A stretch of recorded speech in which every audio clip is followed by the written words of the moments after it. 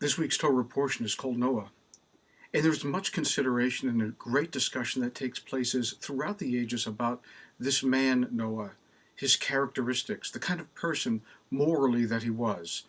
And there were two sides, very strongly opinionated on either pole. One which says he's greatly deserving of praise, and the other one says, well, not so quickly. Maybe we have to have more leveraged view of who this man Noah was. But let's begin at the beginning. It starts, Noah was an Ish Sadiq Tamim. He was a Sadiq, he was a righteous individual, and he was pure. And the way that this is originally and intentionally, purposefully extrapolated throughout all the ages, most often, is that Noah was a really good human being. He was exceptional. He was an exceptional. Tamim means almost, or perhaps it could even mean perfect. He was a perfect individual, Noah was.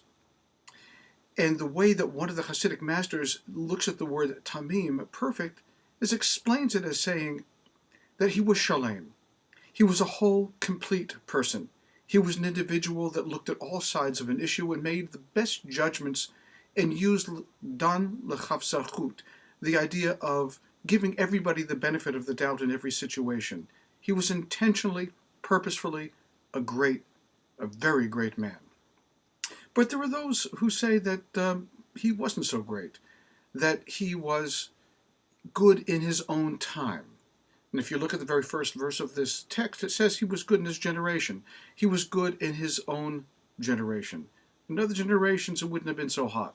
Some expositors tell us that if he lived in the time of Abraham, he wouldn't have been such a great man. You'll look at chapter 18 of the book of Genesis, and you'll see Abraham talking to God at the decisor-ship of what is going to happen to the city of Sodom. And Abraham says to God, I'm nothing, I'm dust and ashes to you. Whereas Noah doesn't make any such claim. He seems to have a better opinion of himself, which gives rise to another opinion that is said by one of the great masters and quoted by the halakha, is that everybody should carry with them two pieces of paper. One in one pocket, one in the other. One which says, I'm in the image of God, or bishvili, for my sake the world was created. And in the other pocket it should say, I am dust and ashes. And it's between these two polar opposites that we continually exist, that we make a judgment based upon where we are. In other words, if we're feeling holier than thou, we pull out the piece of paper that says, I'm dust and ashes. If we're feeling lower than the dirt of the earth, we pull out the piece of paper that says, Bishvili nivra olam. It's for my sake that the world has been cast into being. So the life is not at one side or the other. It's lived in the center, in the middle.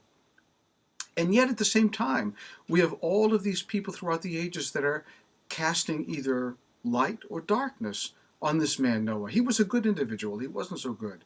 He had great characteristics. He could have had better characteristics. He didn't save anybody. Well, he saved the universe. So what do we make about this man Noah? And I think all of these conversations that take place are right around this man Noah says more about the individuals who are making the comments than Noah, the man himself. And I think this is what all of the sages and all of those righteous and great, intelligent, illuminated people throughout the ages were trying to get to us.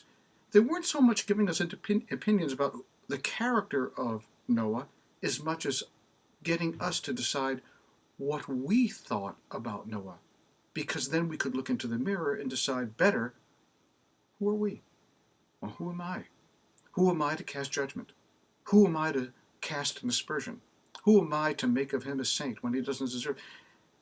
When we make a judgment about a person, perhaps it says more about us than it says about them. Time for another look at Noah. Time to crack open the book and to read the story that is so well familiar to us again, but this time with a different eye. Who was Noah? We'll perhaps find a resonant answer in Who am I? Shabbat Shalom.